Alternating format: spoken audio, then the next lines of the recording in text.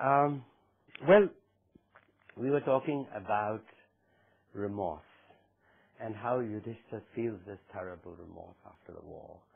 And Benazir Bhutto was assassinated at that time. And I raised this question in my column in the Sunday Times of India as to why there was regret and grief in Pakistan, but no remorse. And I, of course, helped the reader by defining the difference, which is Bernard Williams' famous difference of a car which hits a child, and the passenger in the car, which hits a child, it's not the driver's fault, but the driver will feel remorse all his life, but the passenger will feel grief or regret. And so I wrestled with this in my column. And Rahul Gandhi sent an email saying, let me make an effort to try to see why there was no remorse in Pakistan.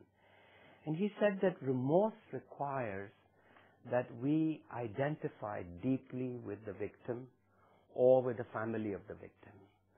And such that when we have this close identification with citizens in our society, we are actually then a democracy.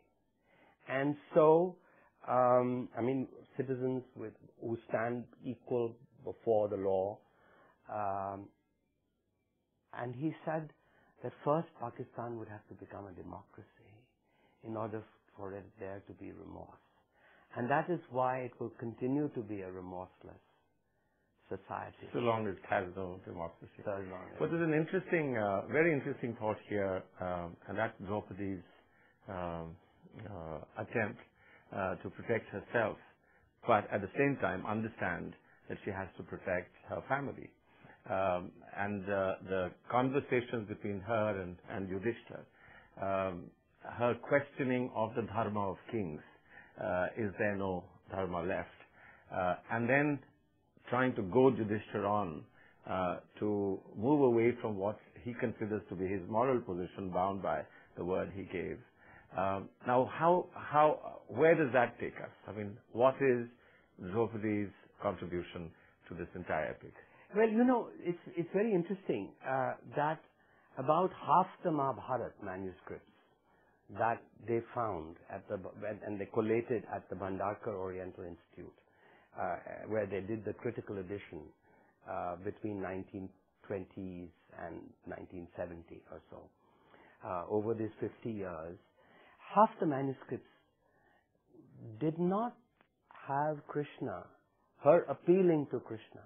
When she's being disrobed in the television series and in all the other versions that you know about, she appeals to Krishna. Krishna, help me. When Dushasana is pulling her sari. But in half the manuscripts, this is both from Kashmir to Kerala, she doesn't appeal to Krishna. The sari just keeps getting extended. So how did this miracle take place? And the scholars of the Bhandarkar Institute, who were doing the critical edition, said finally, we're going to retain the edition, the version without Krishna. And why? Because it builds the character of Draupadi. It was cosmic justice that made this miracle happen. And she was a good woman. She was a good wife. And it was her character, finally, that is,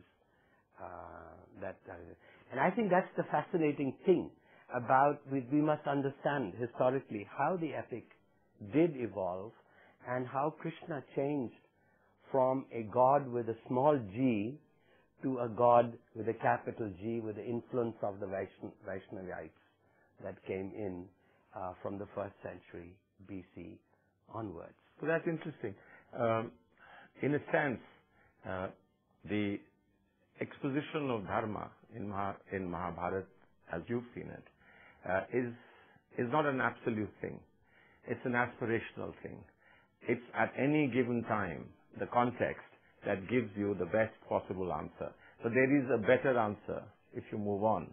Almost as though, unlike the standard view of religion, that there is an absolute position. You're either within that position or outside. But here, dharma, and that's presumably why you call it subtle, is something that is organic. It grows, and that you continue to strive for what would be the ultimate dharma, but you perhaps never find it. Yeah.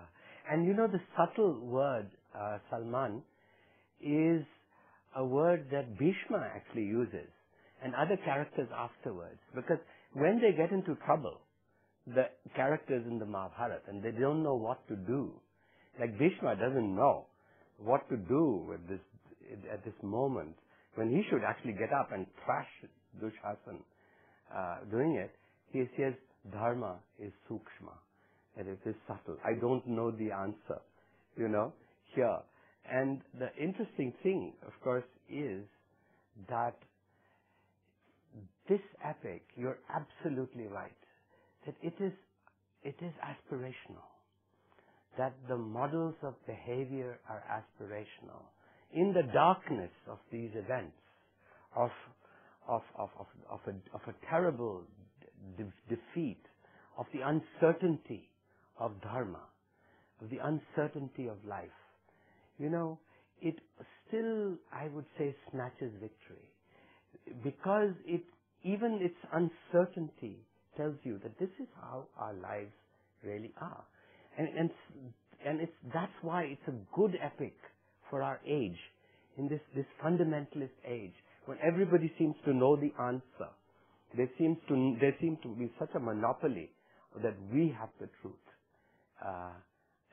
So there's one last thing that you've interestingly cited from Mahabharata. You say at page 302, with uplifted arms I cry, but no one heeds. From dharma flows wealth and pleasure. Then why is dharma not pursued? I think this is the big question of our 21st century, isn't it? Thank you, Salman. It's a good note to close on. Thank you for the book. Thank you.